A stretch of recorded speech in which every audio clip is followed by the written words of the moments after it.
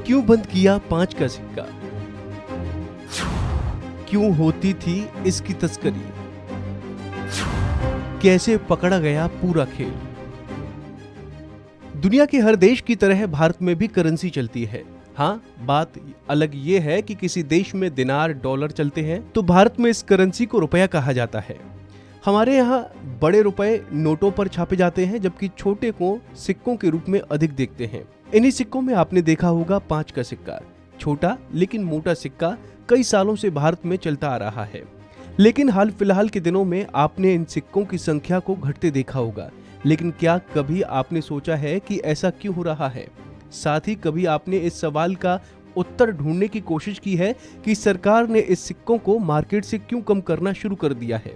आपकी जानकारी के लिए बता दें कि फिलहाल जो भी आप कभी कभी इन सिक्कों को देखते हैं तो ये वो सिक्के बचे हैं जो सिर्फ मार्केट में चल रहे हैं। बाकी सरकार ने इनको बनाना बंद कर दिया है। चलिए आपको बताते हैं इसके पीछे क्या कारण है। दरअसल 5 रुपए के पुराने सिक्के काफी मोटे होते थे, लिहाजा इन सिक्कों को बनाने में भी ज्यादा मेटल लगती थी। ये सिक्के जिस मेटल से बने हुए होते थे, दाढ़ी बनाने वाला ब्लेड भी उसी मेटल से बनाया जाता है।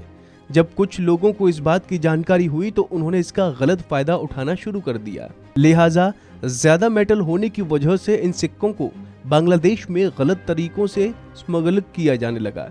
दरअसल वहां इन सिक्कों को पिघलाकर इनकी मेटल से ब्लेड बनाया जाने लगा। एक सिक्के से 6 ब्लेड बन जाती थी और एक ब्लेड 2 रुपए में बिकती थी। इस तरह एक 5 रुपए के सिक्के को पिघलाकर उससे ब्लेड बनाकर 12 रुपए में बेचा जा सकता था। इस तरह वहां के लोगों को काफी फायदा होता था।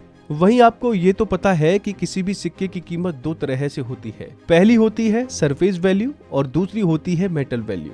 सरफेस वैल्यू वो होती है जो सिक्के पर लिखी होती है, जैसे 5 के सिक्के पर 5 लिखा होता है, और मेटल वैल्यू वो होती है उसको बनाने के लिए इस्तेमाल हुई मेटल की कीमत।